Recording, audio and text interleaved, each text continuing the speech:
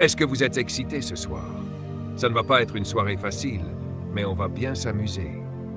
Messieurs, si vous êtes là ce soir, vous allez peut-être regretter d'être venus. Un de mes amis proches a fait tout le voyage depuis les Bermudes pour m'écouter ce soir. Lève-toi, voici l'évêque Vernon Lamb, venu tout droit des Bermudes pour assister à cette conférence. Rendons gloire à Dieu pour sa présence. Je tiens aussi à saluer un groupe formidable venu d'un pays où Dieu habite, les Bahamas. Tous ceux qui sont venus avec nous depuis les Bahamas, levez-vous. Applaudissons-les bien fort. Que Dieu vous bénisse. Ce sont tous des membres de notre Église qui ont pris l'avion pour être avec moi ce soir. Je suis tellement heureux de les avoir ici. En fait, la plupart d'entre eux sont présents depuis le début de la conférence et nous sommes très reconnaissants de leur présence. J'ai tellement de choses à partager avec vous ce soir. J'ai dit à mon équipe chargée des ressources que ce serait utile de vous donner accès à davantage d'informations. Car ce que je vais vous enseigner ce soir m'a pris 32 ans à apprendre. J'ai étudié les relations hommes-femmes pendant plus de 30 ans. Avant même de me marier, j'étais déjà conseiller pour des couples mariés. J'ai lu plus de 300 livres uniquement sur le développement des hommes et des femmes, parce que je voulais comprendre la vie. Et cela m'a permis d'enseigner à des millions de personnes les vérités que j'ai tirées de la parole de Dieu, mais aussi de tous ces ouvrages qui m'ont aidé à mieux comprendre cette parole. J'ai également eu le privilège de compiler une partie de ces connaissances dans des livres qui sont devenus des best-sellers. Et j'en suis profondément honoré. J'ai demandé qu'on expédie quelques-uns de ces livres ici aujourd'hui, spécialement pour vous. Nous en avons 5 disponibles ce soir. 3 d'entre eux sont indispensables pour toute personne souhaitant réussir dans ses relations.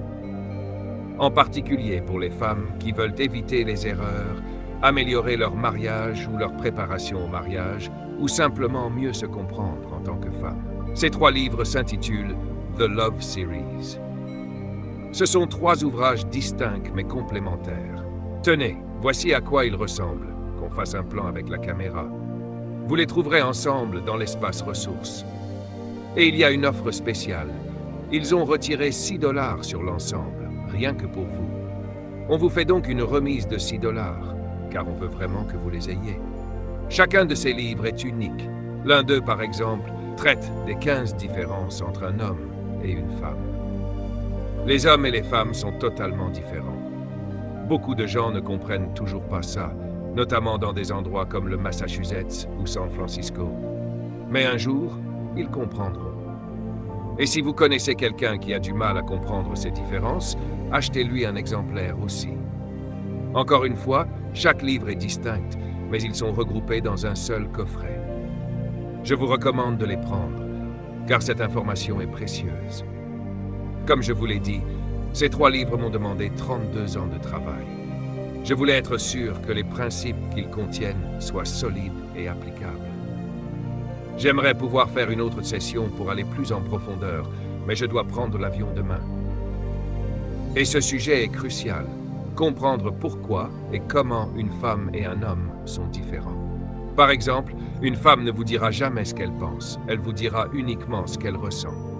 Et un homme ne vous dira pas ce qu'il ressent, il vous dira seulement ce qu'il pense. C'est pour cela qu'ils se disputent tout le temps. Chacun croit qu'il écoute l'autre, alors que ce n'est pas le cas. Quand une femme vous dit « Dégage, ne reviens plus, ne fais pas ta valise, mon frère », elle exprime juste ce qu'elle ressent à ce moment précis. Si tu pars vraiment, elle te tuera. Et quand un homme te dit « T'es stupide », ce n'est pas forcément ce qu'il ressent pour toi. C'est ce qu'il a analysé dans l'instant en observant ton comportement actuel. Donc, ce n'est pas qu'il pense que tu es une imbécile. Il évalue simplement ton attitude à cet instant précis. Pourquoi cela? Parce que la femme est émotionnelle, tandis que l'homme est logique. Ils sont différents. L'homme calcule, la femme ressent. C'est donc essentiel de comprendre ces différences.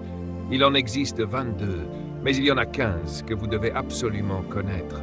Sinon, vous ne pourrez jamais vous entendre avec le sexe opposé. Je vous recommande vraiment ces livres. Enfin, un autre coffret important. Regardez bien ceci, qu'on le montre à l'écran, s'il vous plaît. Je veux que chaque femme prenne un exemplaire de ce livre. Certaines d'entre vous applaudissent, sans doute parce que vous l'avez déjà lu.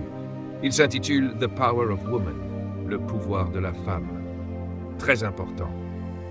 Et à la fin de ce livre, il y a un second ouvrage inclus, The Power of Men, le pouvoir de l'homme. Les femmes doivent lire ce livre. Et elles doivent le lire 2 fois, car les femmes sont étranges et les hommes sont bizarres. Ces 2 livres sont aussi vendus en pack, avec une promotion spéciale. Je recommande à toutes les femmes ici de prendre cet ouvrage et d'en acheter un deuxième pour quelqu'un qui n'a pas pu venir. Prenez-le avec vous. J'espère qu'il en restera suffisamment à l'arrière. Je voulais en parler brièvement, car je n'aurai pas le temps d'approfondir, et il est important d'avoir toute la révélation de Dieu. Amen. Je vais utiliser les écrans ce soir. Prenez vos Bibles et vos cahiers. On va travailler. Écrivez vite et proprement pour pouvoir vous relire ensuite. Je vais utiliser un peu de PowerPoint, donc l'affichage va alterner sur les écrans. Vous pouvez afficher la première diapo maintenant. Je vais parler de ce sujet, le pouvoir de la femme. Le pouvoir de la femme. Ce concept est encore mal compris, que ce soit par les femmes ou les hommes. Ce soir, nous allons nous concentrer sur la compréhension de la nature et de la mission de la femme. Commençons par quelques affirmations sur les défis que rencontre la femme du XXIe siècle. C'est difficile d'être une femme aujourd'hui. Très difficile. C'est encore plus difficile d'être un homme. C'est d'ailleurs pourquoi beaucoup d'hommes veulent devenir des femmes. Vous comprendrez cela dans un instant. Pourquoi est-ce si difficile d'être une femme aujourd'hui? Réfléchissons à quelques éléments. Je crois que le plus grand défi auquel une femme est confrontée aujourd'hui, c'est qu'elle vit dans un monde conçu pour les hommes. Cela remonte à plusieurs décennies, je dirais environ 50 ou 60 ans, à l'époque où James Brown, célèbre chanteur, a sorti une chanson intitulée « This is a man's world ». C'est un monde d'hommes. Cette chanson traduisait parfaitement l'état d'esprit des hommes vis-à-vis des femmes. À l'époque, une phrase était souvent répétée « Connais ta place ». Vous vous souvenez de cela? Et parfois, il vous disait même où était cette place, dans la cuisine et la chambre. Autrement dit, il y avait une attitude très marquée, négative envers les femmes. Quand un homme recevait des invités chez lui, il demandait à sa femme de quitter la pièce. Et cela dans le monde occidental, sans même parler de l'Orient, où la situation est encore plus sévère. Ce système masculin, dans lequel les femmes ont été piégées, rend leur position très difficile. Beaucoup d'entre vous, mesdames, essayez encore de survivre dans ce monde, de vous affirmer. Vous vous débattez toujours contre cet héritage. Et de nombreux hommes traversent aujourd'hui une crise, car ils ne savent plus comment gérer la femme moderne. Le monde n'est plus un monde d'hommes. Depuis la Seconde Guerre mondiale, tout a changé. Et c'est essentiel que vous, mesdames, le compreniez. Deuxièmement, la femme du XXIe siècle est sollicitée de toutes parts. On attend d'elle qu'elle soit tout pour tout le monde, tout le temps. C'est vraiment difficile d'être une femme aujourd'hui. On vous demande d'être à la fois un homme et une femme, de travailler à l'extérieur et en même temps de gérer la maison, de faire des enfants, de les élever et de payer leurs études en plus. C'est incroyable. La femme subit une pression énorme. C'est extrêmement éprouvant. Troisièmement, la femme moyenne est souvent confuse et incertaine quant à sa mission et son rôle dans la vie. Et ça, c'est un vrai problème, car beaucoup de femmes ne savent même plus ce que cela signifie d'être une femme. C'est pourquoi certaines expérimentent, cherchent leur voie. Qu'est-ce que ça veut dire être une femme aujourd'hui? Mais je dois aussi contrebalancer cela en disant que la situation est encore pire pour les hommes, car les hommes sont en crise. Les hommes sont en réalité votre plus grand problème. Ils ne savent pas non plus quoi faire, ni ce que cela signifie d'être un homme. L'homme moyen, que ce soit dans ce pays, dans le mien ou dans tout le monde occidental, est perdu quant à sa virilité. Il ne sait plus ce qu'est un homme. Il y a environ 40 ans, c'était facile d'être un homme. Il y a 60 ans, c'était même automatique, car les rôles étaient clairs.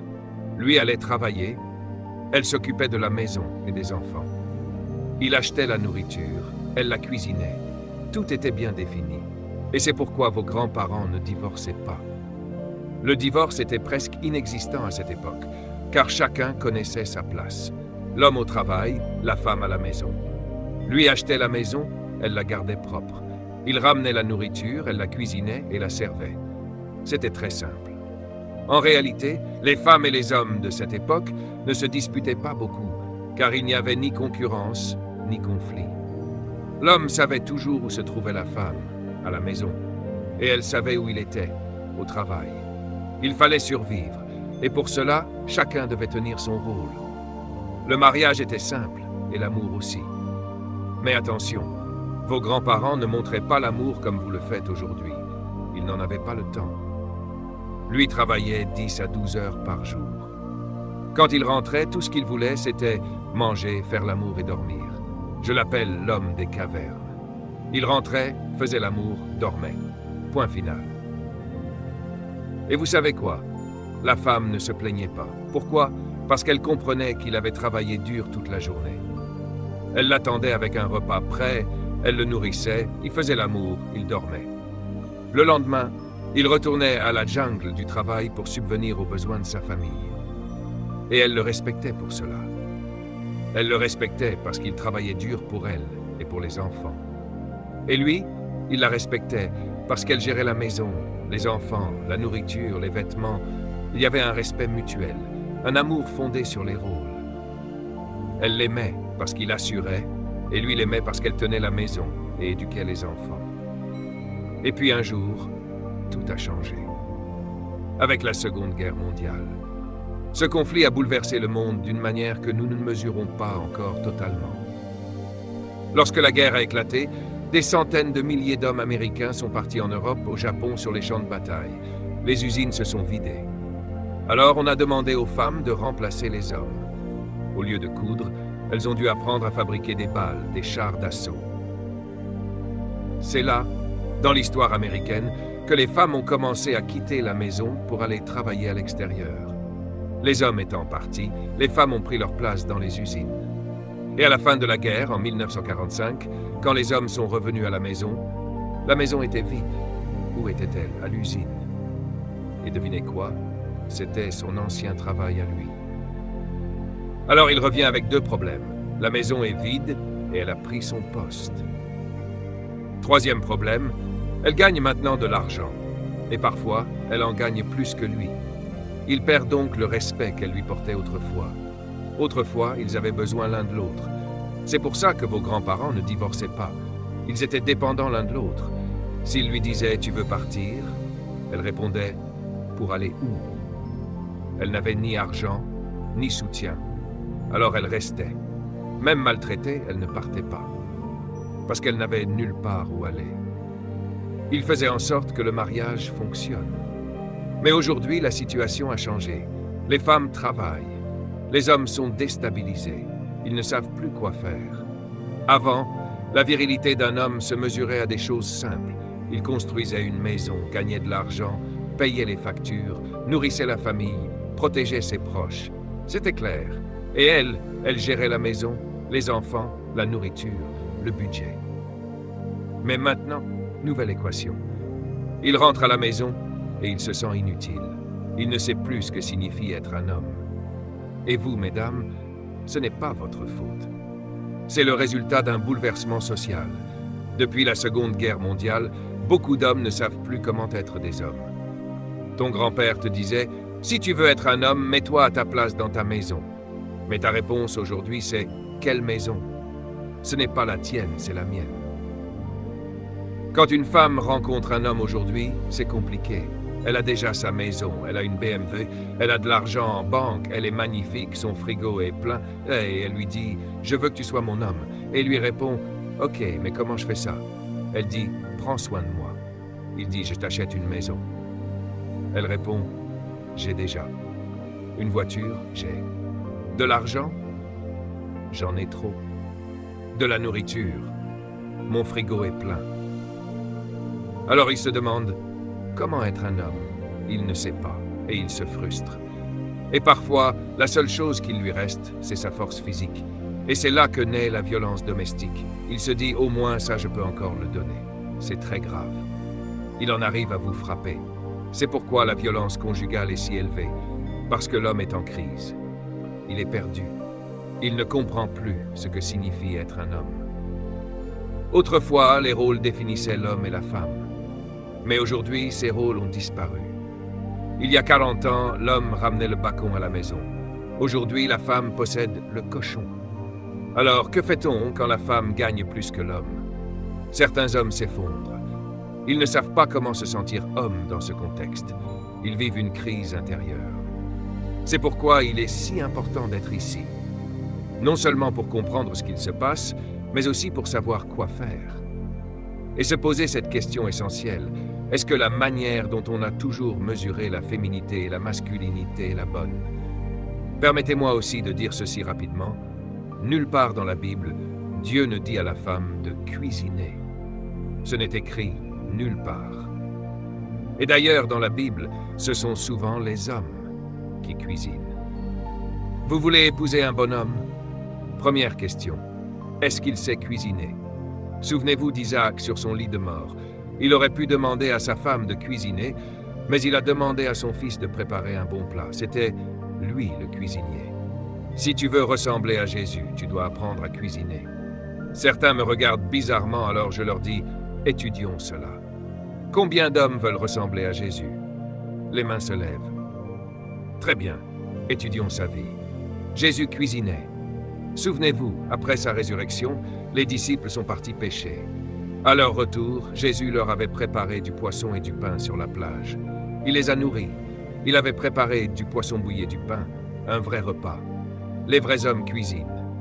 Répétez après moi, les vrais hommes cuisinent. Allez leur dire chez vous. Ce que je veux que vous compreniez, c'est que les rôles ne sont pas le but. Ce ne sont que des fonctions.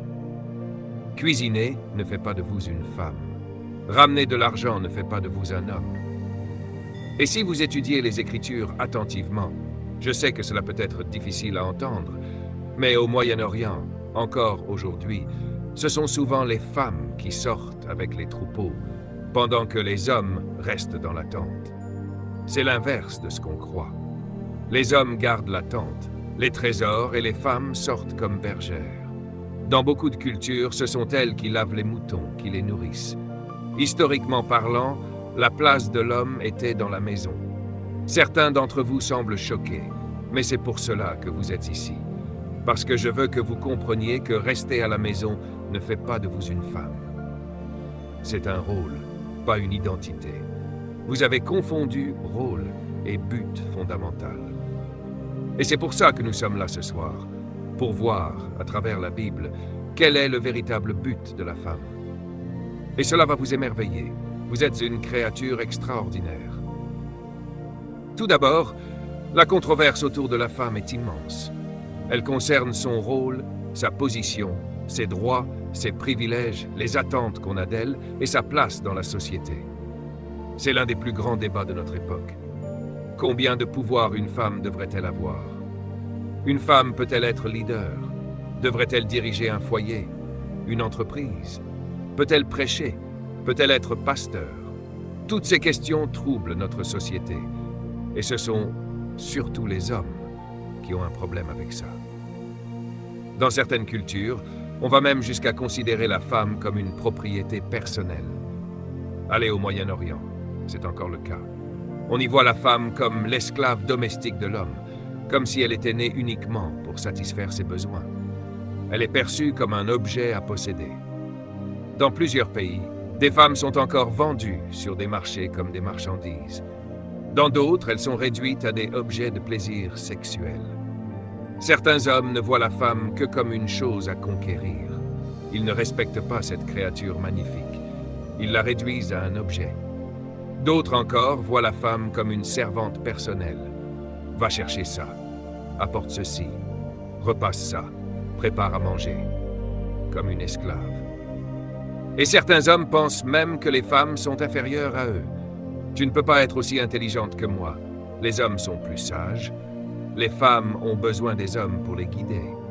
Ce mépris, cette mentalité d'infériorité existe encore aujourd'hui. Beaucoup pensent que les femmes sont moins intelligentes. Certaines femmes ont un doctorat, mais on refuse encore de les promouvoir. On ne les évalue pas sur leurs compétences académiques, mais sur des critères biaisés. C'est une réalité pour beaucoup d'entre vous. Et puis, il y a cette autre idée fausse. Les femmes seraient faibles. Quelle tragédie! Laissez-moi vous dire une chose. La créature la plus dangereuse sur Terre, c'est une femme. Ma femme l'a lu ce soir. Salomon dit qu'une femme peut détruire un roi. Et je vais vous montrer pourquoi la femme est aussi dangereuse. Vous êtes puissante, une force incroyable. Et seuls les hommes intelligents le savent. Les hommes stupides croient que vous êtes faible. Et c'est ce genre d'homme que vous attrapez, celui qui vous sous-estime. Mais vous êtes formidable. Et je vais vous montrer ce que Jésus pensait de vous aussi. Et enfin, beaucoup d'hommes pensent que les femmes méritent d'être maltraitées. Puisqu'elles ne sont pas égales, ils pensent qu'il est normal de les abuser. Quelle horreur! Hier soir, j'étais en séance de conseil et j'ai entendu l'histoire d'une femme victime d'un homme. Si j'avais trouvé ce type, je l'aurais traîné dans une ruelle, pris une batte de baseball, prié d'abord, puis je l'aurais battu. Et ensuite, j'aurais dit à Dieu, il est mort. Ce qu'il faisait à cette belle femme était honteux. Certains hommes maltraitent émotionnellement, physiquement, psychologiquement, et puis s'installent tranquillement devant la télé ou boivent leur bière, comme si de rien n'était. Mais Dieu va les juger, et Dieu va vous justifier, mesdames. Je vous le promets. Enfin, ce n'est que récemment que la condition des femmes commence à recevoir l'attention qu'elle mérite, et je me réjouis que ce temps de conférence en soit une preuve. Nous vous séparons des hommes, des enfants. Vous avez des ateliers, des rencontres dédiées pour parler de vos réalités. C'est essentiel. Même les Nations Unies tentent d'agir dans ce domaine dans différents pays. Même si leur fondement philosophique est parfois discutable, au moins ils essaient. Mais écoutez bien, personne ne peut mieux comprendre la femme que celui qui l'a créée. Puis-je entendre un amant? Tous ces problèmes que les femmes vivent aujourd'hui, ce n'était pas ainsi au commencement. Dites Amen. Dites gloire à Dieu. Vous allez bientôt crier de joie quand vous allez comprendre ce que Dieu a réellement prévu pour vous. Ce que vous êtes aujourd'hui, ce n'est pas ce que Dieu a créé au départ. La femme que Dieu a créée, oh, quelle femme! Et je crois que cette femme originelle est en train de réapparaître. Elle est peut-être assise juste à côté de vous. Applaudissez, croyez-le, elle revient. Alors, comment les femmes réagissent-elles face à ce style de vie négatif? 1. Certaines croient qu'elles ont été créées comme les hommes, et donc elles essayent de devenir des hommes. Elles pensent que pour être égales, elles doivent imiter les hommes. Mais ce n'est pas ainsi qu'on devient une vraie femme. 2. Certaines femmes pensent qu'elles doivent compétitionner avec les hommes. Tu peux conduire un tracteur? Moi aussi. Tu es maçon? Moi aussi, je peux. Mais cette attitude vient d'un mauvais motif, car quand on entre en compétition avec quelqu'un, on admet qu'il est supérieur. C'est subtil, mais dangereux. 3. Certaines pensent qu'elles doivent faire ce que les hommes font pour leur être égales. Ils portent un pantalon? Moi aussi. Il met une cravate? Moi aussi. Il est superviseur? Moi aussi je peux. Mais ça ne fait pas de vous une femme. Ça vous rend homme. Et c'est là le drame. Vous essayez d'être quelque chose sans savoir ce que vous êtes. Il faut découvrir votre identité, pas l'emprunter. 4. Certaines deviennent carrément des hommes, perdant leur essence féminine unique. J'ai vu des femmes, j'avais peur. Elles paraissaient trop masculines. Leur démarche, leur voix, leur manière de parler, on ne sent plus la beauté, la douceur, la quintessence de la féminité. Aucun homme ne veut d'une femme masculine. Certaines femmes agissent comme si elles n'avaient pas besoin d'hommes. Résultat, elles n'en auront jamais, je vous le promets. Le problème n'est pas que vous n'avez pas besoin d'un homme. Le problème, c'est que vous essayez d'être un homme. Et quand on ne sait pas ce qu'est une femme, on fait ce qu'on peut pour ressembler à quelque chose. 5. Et enfin, pour redevenir femme, il faut retrouver son but originel. La femme ne pourra être épanouie que si elle comprend et accepte le but que Dieu avait en tête lorsqu'il l'a créée. Parlons maintenant du principe du but, ou de la raison d'être. 1. Dieu est un Dieu de but. Dites-le avec moi. Dieu est un Dieu de but. 2. Tout ce qui a été créé l'a été avec et pour un but. Dites-le avec moi. 3. Mais tous les buts ne sont pas connus. Très important. 4. Et lorsque le but d'une chose n'est pas connu, l'abus est inévitable. Autrement dit, si vous ne connaissez pas le but d'une chose, vous allez mal l'utiliser. Et cela vous inclut vous-même. 5. Cinquième principe. Si tu veux connaître le but d'une chose, ne demande jamais à la chose. C'est fondamental. La pire erreur qu'une femme puisse faire, c'est de demander à une autre femme comment être une femme. Pourquoi? Parce que le but ne se trouve que dans l'esprit du Créateur. Le but, c'est la raison originelle pour laquelle une chose a été créée. Le but, c'est l'intention initiale derrière la fabrication d'un produit. Chaque constructeur a un objectif précis lorsqu'il conçoit un objet. Quand Dieu t'a créé, il avait un plan. Il voulait faire quelque chose sur la terre, et cela nécessitait une femme. Il voulait autre chose, et cela nécessitait un homme. Leur but était différent. C'est pourquoi Dieu a créé deux produits différents. Tu es ce que tu es, comme tu es, qui tu es, parce que Dieu avait un pourquoi. Et dernier principe, le but est la clé de l'accomplissement et de la préservation. Quand une chose connaît son but et le remplit, elle est heureuse et protégée. Prenons un exemple. Tu achètes un magnétoscope. Tu le mets dans ta baignoire remplie d'eau. Que va-t-il se passer? Il va tomber en panne. Pourquoi? Parce que tu ne l'as pas utilisé selon son but. Tu l'as abusé, tu l'as détourné de sa fonction. C'est exactement ce qui arrive à une femme ou un homme qui ignore le but de sa création. Elle passe son temps à expérimenter, à s'abîmer, jusqu'à finir par se détruire. Ce soir, nous allons ouvrir ce que j'appelle le manuel du fabricant. Quand tu ouvres une boîte neuve, qu'est-ce que tu vois en premier? Pas l'appareil. Tu vois un livret, le manuel. Et dessus, il est écrit: avant d'utiliser ce produit, veuillez lire ce livret en entier. Mais soyons honnêtes. Combien parmi vous lisent vraiment ce manuel en entier? Ne mentez pas à l'église. Et voilà pourquoi l'horloge de votre magnétoscope clignote encore. Parce que vous n'avez jamais lu le manuel. Et pourtant, ce manuel vous explique que votre appareil a 12 fonctions. Mais vous n'en connaissez que 4. Arrêt, recul, lecture, pause. Cela veut dire que vous avez payé pour 12 fonctions, mais vous en abusez 8. Et c'est exactement ce que vous faites avec votre vie quand vous ne connaissez pas votre but originel. Pourquoi n'as-tu pas lu le manuel? Quel est ce manuel? Le mot « manuel » vient de « manu » qui signifie « faire » et « facteur » qui signifie le fabricant. Ainsi, le manufacturier est celui qui fait. Quand un fabricant termine son produit, il le place dans une boîte et il y ajoute un manuel. Le mot « manuel » en réalité signifie « le fabricant a mis ses pensées dans un livret et a envoyé ses pensées avec le produit en disant « avant d'utiliser mon produit, lis mon esprit ». Écoutez bien. La raison pour laquelle vous abusez d'un produit, c'est parce que vous n'avez pas lu l'esprit de son créateur. La clé pour bien utiliser un produit, c'est de comprendre la pensée du fabricant. Personne ne connaît un produit mieux que celui qui l'a créé, n'est-ce pas? Ce serait absurde d'amener votre Mercedes-Benz chez un concessionnaire Toyota pour la réparer. Mais c'est exactement ce qu'on fait avec le produit de Dieu. On l'amène chez des réparateurs non autorisés. Et c'est pourquoi on voit des dérives comme le lesbianisme, parce que des femmes vont chercher des conseils chez les mauvaises personnes. Tu veux des conseils pour ton mariage? Tu vas voir un psychologue qui a déjà été marié 4 fois. Réfléchis un peu. Si cette personne détenait vraiment des vérités sur le mariage, pourquoi son propre mariage a-t-il échoué? On va chercher la vérité chez des vendeurs de mensonges. Le Congrès n'a pas créé la femme. Le maire de San Francisco non plus.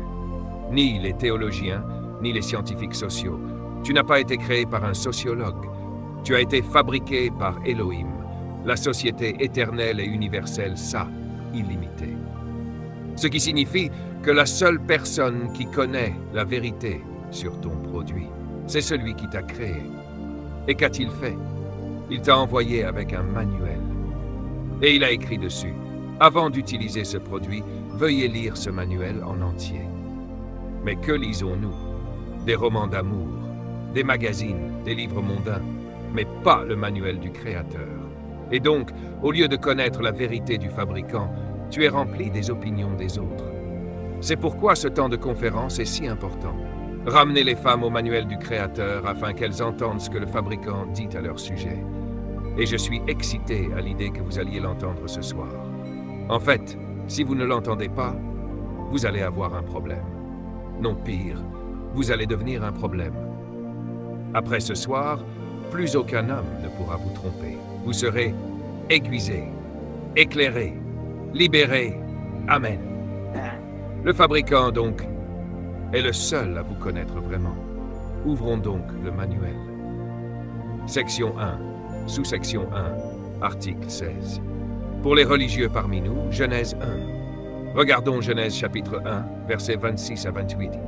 Verset 26. Puis Dieu dit, faisons l'homme à notre image, selon notre ressemblance, et qu'il domine sur les poissons de la mer, les oiseaux du ciel, le bétail, toute la terre et tous les reptiles qui rampent sur la terre.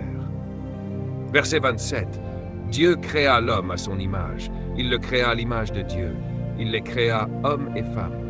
Retenez bien ceci. Le mot « homme » ici, en anglais « man », est un mot pluriel en hébreu. C'est très important. Quand Dieu dit « faisons l'homme », il parle d'une espèce entière. Sur la terre, Dieu avait déjà créé plusieurs espèces. Les poissons, les oiseaux, les reptiles. Et enfin, il dit « je vais créer ma dernière espèce ». La plus importante, je vais l'appeler « homme ». Homme, ici, ne désigne pas le mâle, mais l'espèce humaine. L'être humain dans son essence spirituelle. Homme, ou man, est une espèce créée, une espèce spirituelle. Elle a la nature de Dieu. Le mot « image » en hébreu signifie nature spirituelle, caractère moral, essence. Dieu a créé cette espèce à partir de lui-même, avec son caractère, sa nature, sa ressemblance. Et il l'a appelé « homme, man ». Donc vous êtes homme au sens de créature spirituelle. Vous avez la nature de Dieu. Cela veut dire que si vous agissez autrement que Dieu, c'est que vous agissez de manière non naturelle. Par exemple, quand vous avez peur, vous ne ressemblez pas à Dieu. Dieu n'a jamais peur. Et comme vous venez de la même matière que lui, la peur est un court-circuit spirituel. Elle est anormale.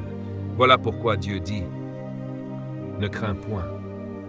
Il ne nous a pas donné un esprit de peur, mais un esprit de puissance, un esprit d'amour et un esprit de sagesse. Ce qu'il a, vous l'avez.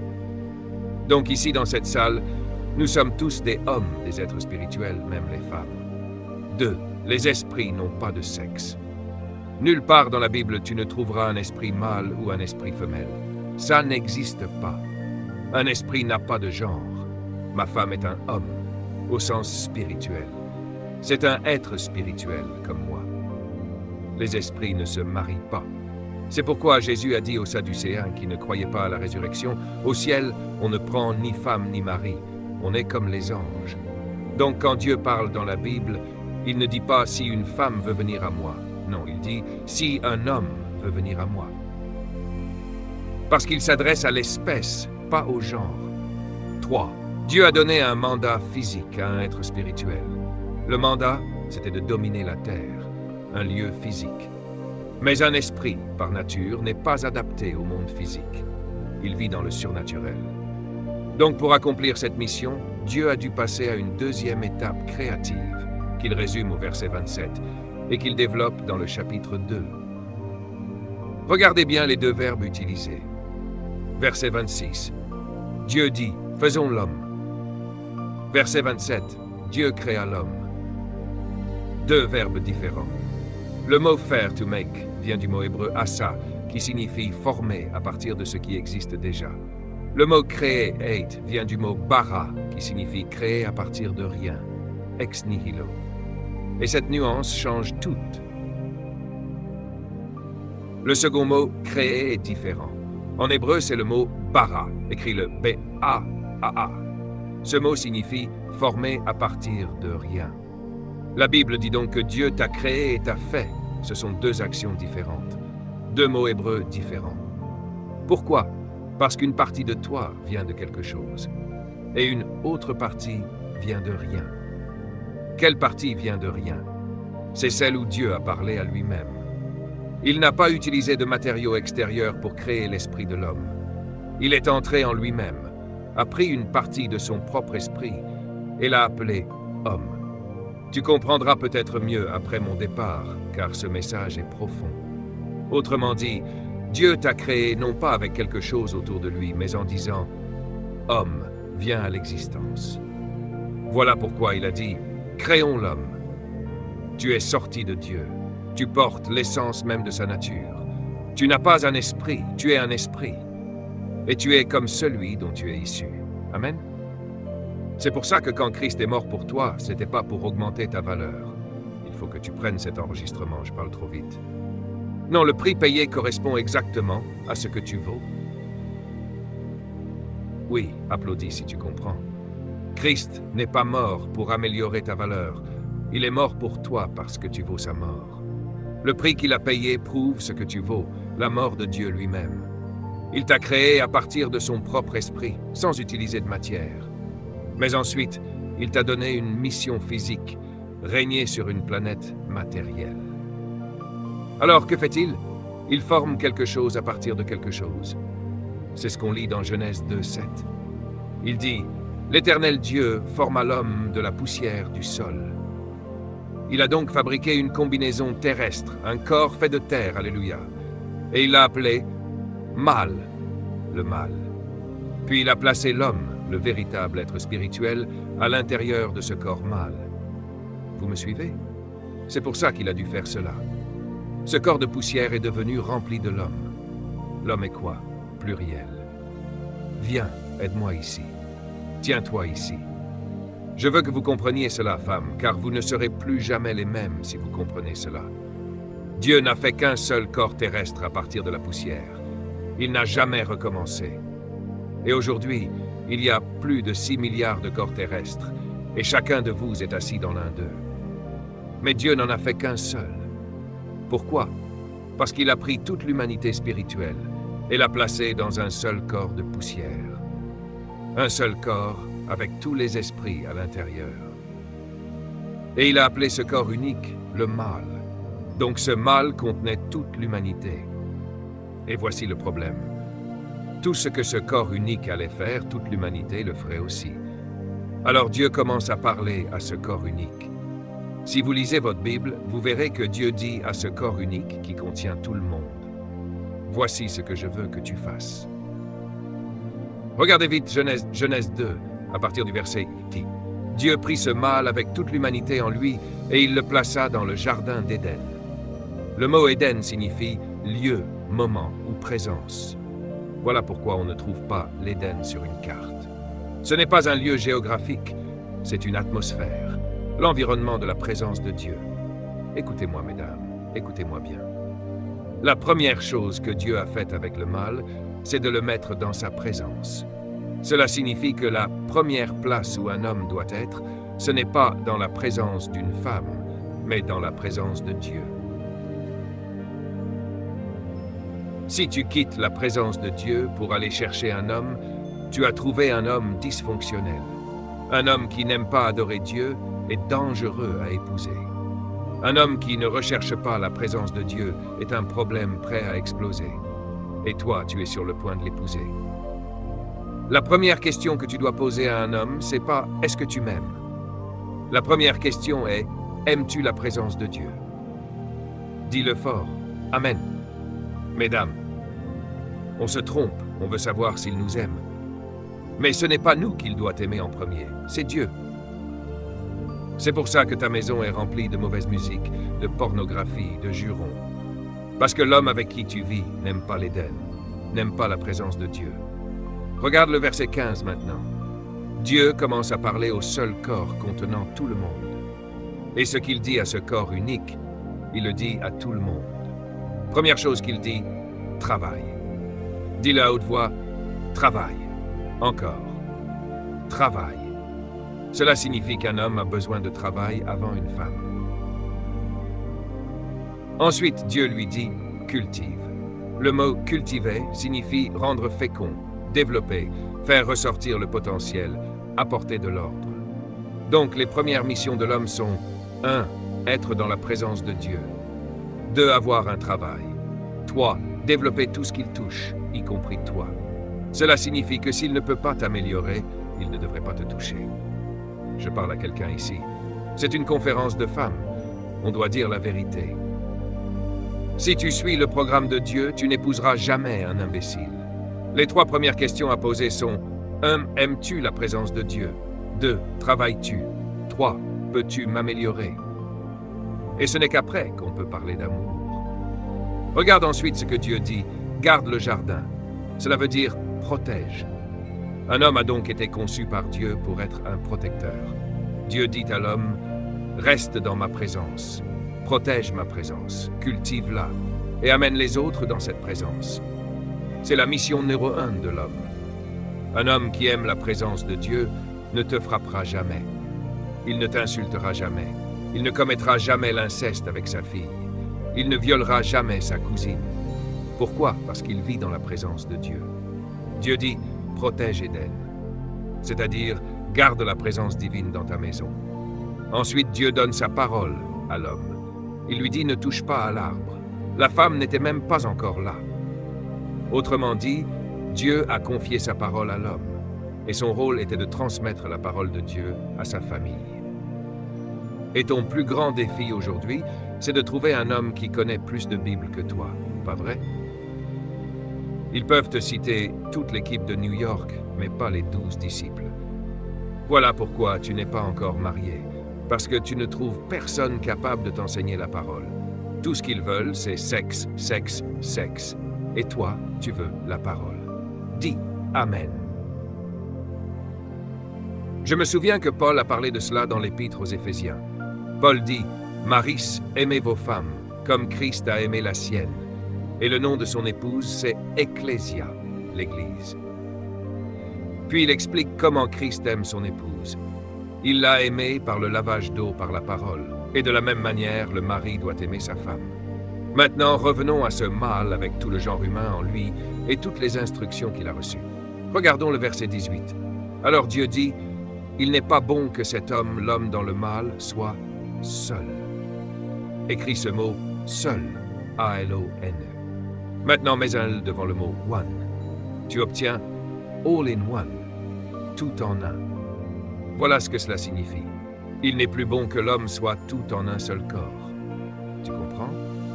Dieu dit, « J'ai placé tous les esprits humains dans un seul corps, mais ils sont maintenant emprisonnés ensemble. Ils sont coincés dans un seul corps. » Et là, je m'apprête à dire quelque chose d'important.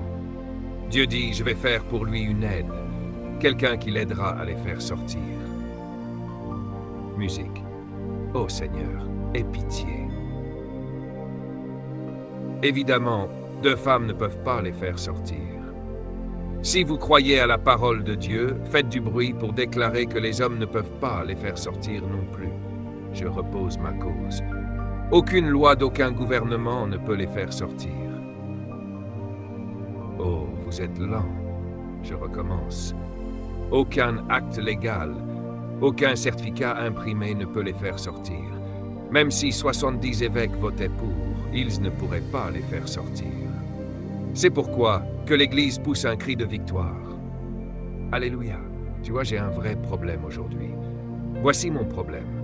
Les gens pervertis peuvent sortir du placard publiquement, se tenir par milliers sur les marches d'un bâtiment et revendiquer leur perversion haut et fort.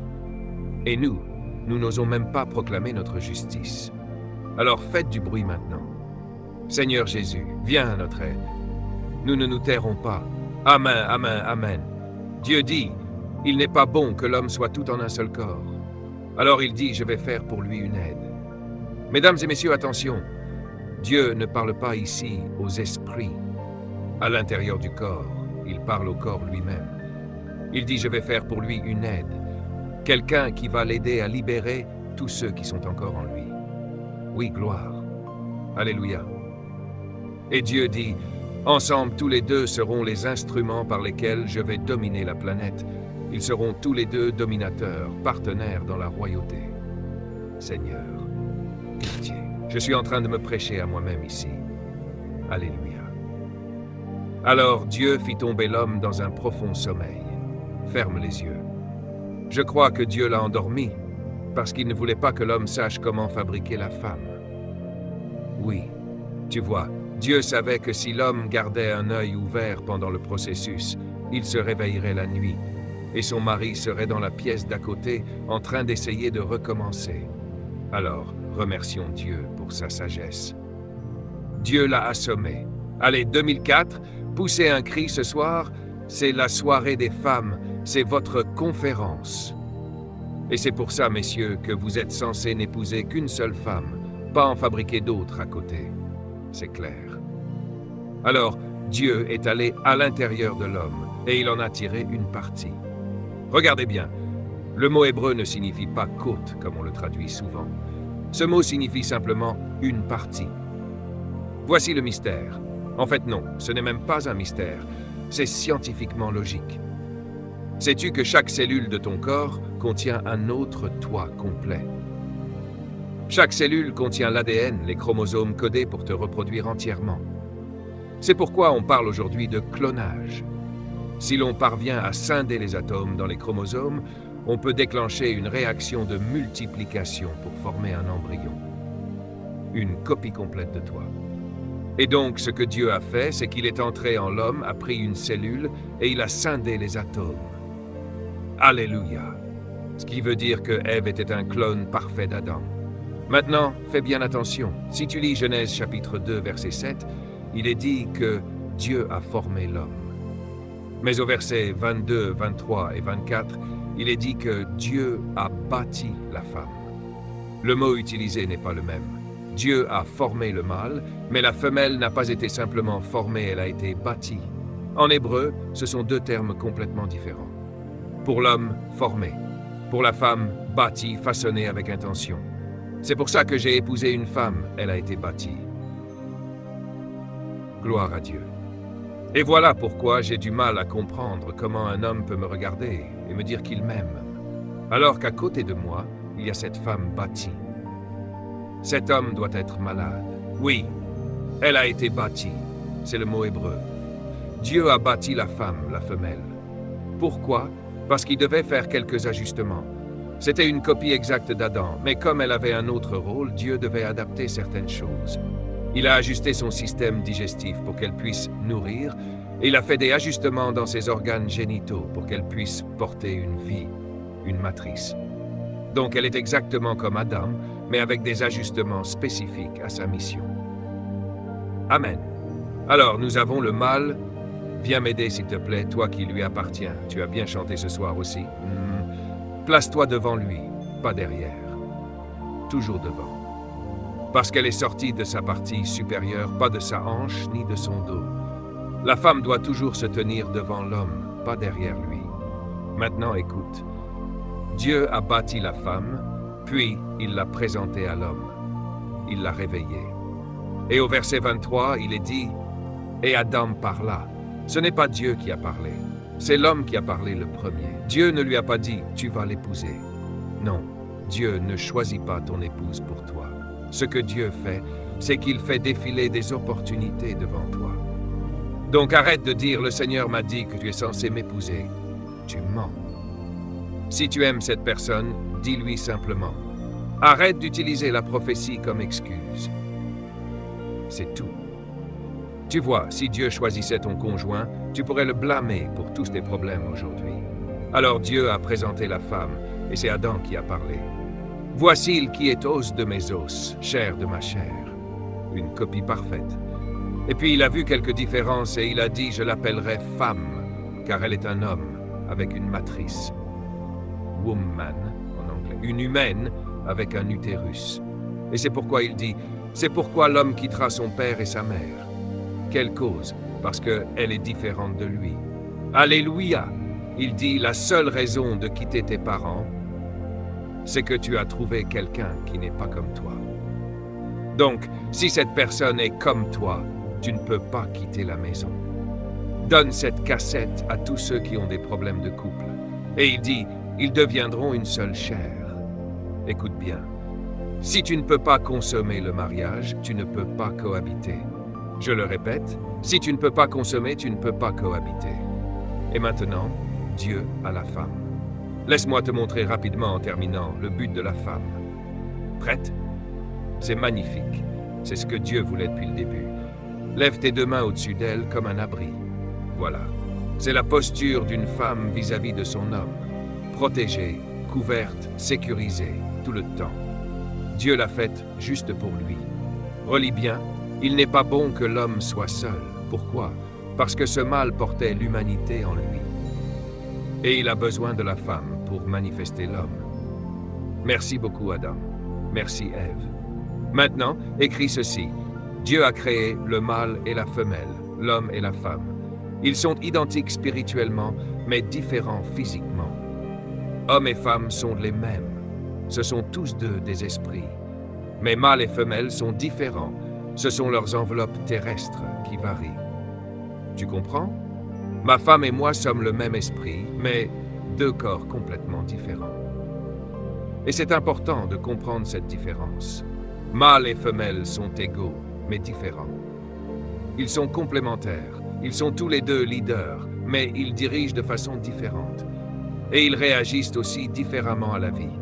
Par exemple, une femme réagit émotionnellement. Un homme réagit logiquement.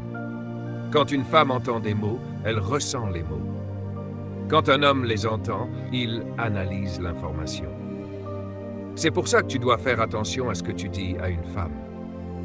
Si tu dis à un homme « tu es stupide », il va réfléchir, conclure qu'il ne l'est pas, et il va oublier. Mais si tu dis ça à une femme, elle va se souvenir de ça pendant 10 ou 20 ans, et elle va se sentir vraiment stupide. Elle vit une expérience émotionnelle avec les mots. Ils sont différents.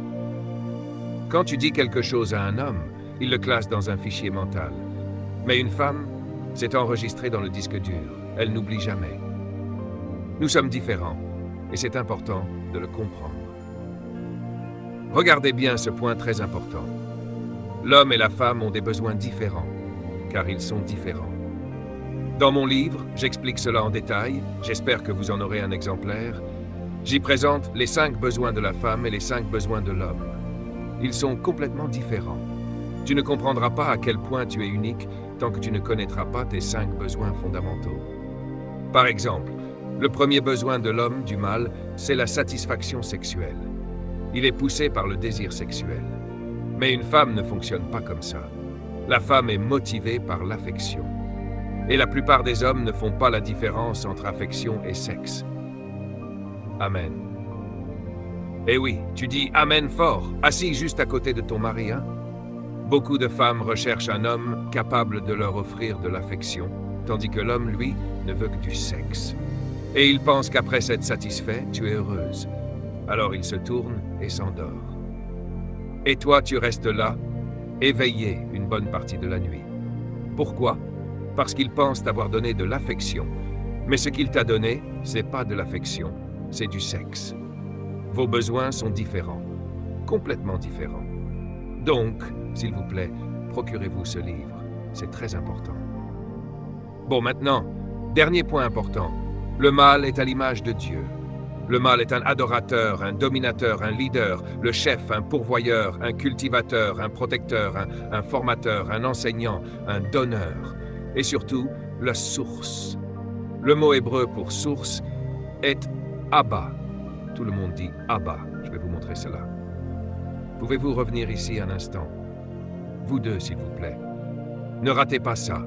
Ça peut sauver votre fille de bien des souffrances. Placez-vous comme tout à l'heure. Voilà. Le mot Abba, écrivez-le. A-B-B-A. Ce mot signifie source. Il signifie aussi soutien, souteneur. Le mot Abba, que l'on traduit par père, signifie donc source et soutien. Alors, dans ce magnifique tableau, regardez bien, où Dieu est-il allé chercher la femme? Pas dans la poussière. Il est allé à l'intérieur de l'homme et il l'a tiré de lui.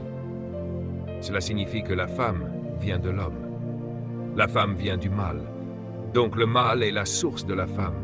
Et automatiquement, il est Abba, le père. C'est pour ça qu'aucune femme ne peut être un père. Cela fait sens maintenant. Alors quand Paul parle d'autorité, dans 1 Corinthiens 11, il dit « L'homme n'a pas été tiré de la femme, mais la femme de l'homme.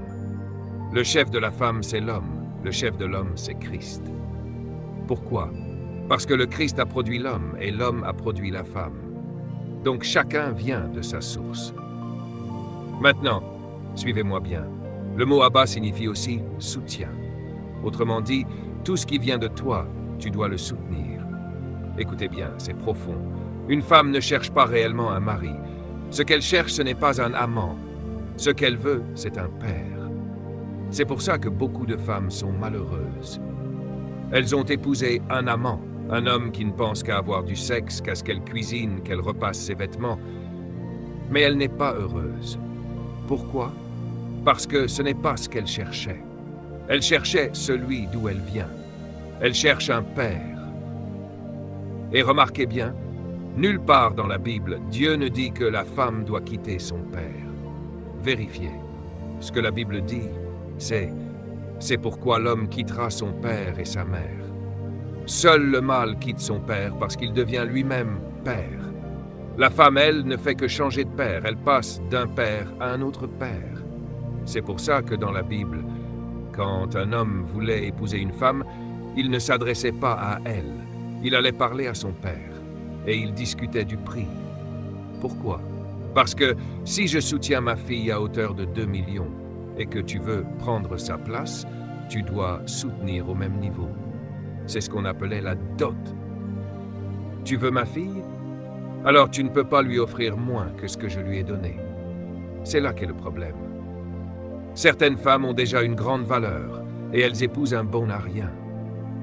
Tu as déjà ta maison, ta voiture, ton réfrigérateur, ton fer à repasser, ton lave-linge, et tu épouses un homme qui n'a rien. C'est stupide. Maintenant, il dort dans ton lit, mange ta nourriture, conduit ta voiture, regarde ta télé. Tu dois rentrer chez toi et lui dire « Dors !» Répétez « Conférence des femmes, 2000 cam ». Tout change ici. Écrivez ceci, conclut. Cette femme cherche un père. As-tu remarqué, plus le mariage dure, plus tu commences à appeler ton mari « papa ». C'est vrai, non? Oui, monsieur. Pourquoi? Parce que dans l'esprit de la femme, il y a ce besoin naturel de père. Elle ne cherche pas un playboy, elle cherche un père. Quelqu'un pour guider la famille, conseiller les enfants et elle-même, protéger, nourrir, préserver, donner la sagesse. Tu sais ce qui énerve une femme, je vais te le dire. Quand elle demande à son mari « Qu'en penses-tu, chérie ?» et qu'il répond « Et toi, qu'en penses-tu » Ça la rend folle. Pourquoi? Parce qu'elle veut un père. Quelqu'un qui dise « Voici la direction ». Un homme qui dirige la famille. Un homme qui prend des décisions. Elle cherche un père. Et maintenant, voici la révélation. Jésus est revenu sur terre pour restaurer tout cela. Il est le second Adam. Et sur la croix, Dieu est entré dans son côté et de son sang et de son eau, il a produit une femme appelée l'Église, l'Ecclésia, son épouse. Maintenant, tu comprends pourquoi Ésaïe n'était pas confus quand il a dit « Je vois un signe ». Une vierge sera enceinte et donnera naissance à un fils. Et ce fils s'appellera Dieu avec nous. Chapitre 9. Un enfant nous est né, un fils nous est donné. Et il ajoute, son nom sera admirable conseiller. Voilà le rôle d'un père, Dieu puissant, un protecteur, Père éternel. Même s'il est le fils pour son épouse, il restera toujours un père. Notez bien cette liste, vite. C'est la liste de clôture. C'est ce que vous êtes. Et c'est la partie la plus importante du message. Allons-y. 1. Une femme est l'image de Dieu. 2. Elle est aussi une adoratrice. Parce que tu n'as pas besoin d'être marié pour adorer Dieu. Ma femme n'a pas besoin de moi pour adorer Dieu. Elle est un esprit. La Bible dit, ceux qui adorent Dieu doivent l'adorer en esprit. Donc tu n'as pas besoin d'être marié pour adorer. Arrêtez de dire « Je ne peux pas adorer Dieu parce que je ne suis pas marié ». C'est un mensonge. Si tu es un esprit, tu peux adorer Dieu. 3. Une femme est aussi une dominatrice. C'est une leader, tout comme l'homme. Mais il y a une différence. L'homme dirige par le pouvoir de position, parce qu'il a été créé en premier. La femme, elle, dirige par le pouvoir de l'influence. Et l'influence est plus dangereuse que la position. car l'influence peut manipuler la position. Tu ne comprends pas? Achète l'enregistrement. C'est pour ça que les hommes ont toujours besoin de titres pour se sentir en charge, mais les femmes n'en ont pas besoin. Elles le sont, tout simplement. Allez, parle-moi. Certains d'entre vous pensent que le président, c'était Bush. D'autres pensaient que le président, c'était Bill Clinton. Et certains hommes ici pensent qu'ils sont les chefs à la maison. Mais les femmes dirigent par influence. Et c'est pour ça qu'elles sont si redoutables. Parce que le pouvoir de position fait du bruit. C'est pour ça que les hommes doivent parler.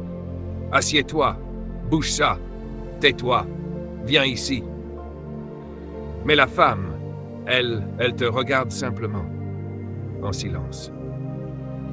Si vous étudiez la Bible, vous verrez que chaque grand homme a été détruit par une femme. Étudiez bien la Bible, depuis Adam. Prenez Abraham. Abraham a entendu Dieu lui parler directement. Et quand un homme entend Dieu personnellement, c'est une révélation profonde. Mais il rentre chez lui, sa femme lui dit de faire autre chose. Et il obéit à sa femme. Oui, parlez-moi maintenant. Vous êtes puissantes, mesdames. David, la Bible dit, Saül a tué ses milliers et David ses dizaines de milliers. Une seule femme a eu David. Jimmy Swaggart, des millions d'âmes sont venues au Christ. Une seule femme l'a eu. Jim Baker, il a bâti PTL. Une seule femme l'a eu. Bill Clinton, président. Une seule femme l'a eu. Le meilleur service que vous, femmes de cette Église, puissiez rendre, c'est de rester loin du mari d'une autre femme. Vous devez protéger cette Église en respectant son mari. Alléluia. Écrivez ceci rapidement, je termine. Il est la tête, mais elle est quoi? L'aide. Elle l'aide à diriger. C'est une leader, mais elle l'aide dans sa direction. Il est un pourvoyeur, mais elle est une incubatrice. C'est ce qu'est une femme. Une incubatrice est une créature très spéciale. Incuber signifie recevoir et rendre. Je répète, recevoir, multiplier, donner vie et rendre. Chaque femme a été créée par Dieu pour cela. Elle reçoit, elle multiplie, elle donne vie et elle te redonne ce que tu lui as donné. C'est pour cela que vous êtes si puissante. Dieu vous a donné la capacité de prendre quelque chose, le faire grandir, lui donner vie, puis de le restituer. Et c'est très important, mesdames. Il m'a fallu 25 ans pour comprendre cela. C'est pour ça qu'une femme a un utérus. Quand Adam l'a appelée femme, cela voulait dire homme avec un utérus. Une incubatrice sur 2 jambes. Cela signifie que la femme incube toutes. Par exemple, tu lui donnes une maison, elle la transforme en foyer. Tu lui donnes des courses, elle les transforme en repas.